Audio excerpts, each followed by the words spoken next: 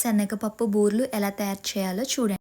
ఇప్పుడు soya prepare చేయడానికి ఒక గ్లాసు మినపపిండి, ఒక గ్లాసు వరిపిండి, చిటికెడు సాల్ట్, ఇందులో వాటర్ యాడ్ చేసుకుంటూ దీన్ని బాగా కలుపుకోవాలి. దీన్ని ఒక నైట్ అంతా మనం నానబెట్టడం వల్ల ఇది పులుస్తుందండి. ఇప్పుడు ఇది పక్కన పెట్టేసి ఇప్పుడు ఇందులో మనం 1/2 కేజీ శనగపప్పు తీసుకుని బాగా వాష్ చేసుకుని ఇందులో ఒక 1 లీటర్ వాటర్ యాడ్ చేసి దీన్ని బాగా ఉడకనివ్వాలి. ఇది పప్పు ఉడికిన తర్వాత మీరు చూస్తున్నారు కదా, ఈ విధంగా మనకి ఉడికిన తర్వాత దీన్ని వాటర్ అంతా ఫిల్టర్ చేసేస్తున్నారు. ఇప్పుడు దీన్ని బాగా కలుపుకొని ఇందులో బెల్లం అయితే యాడ్ చేసుకుంటున్నాం. 1/2 కేజీ పప్పుకి మనము ఇక్కడ 3/4 కేజీ బెల్లం యాడ్ చేసుకుని దీన్ని పాకం కింద ఈ విధంగా వస్తుందండి. ఇందులో కొబ్బరి కూడా మీకు ఆప్షనల్ అండి, ఇష్టమైతే యాడ్ చేసుకోవచ్చు.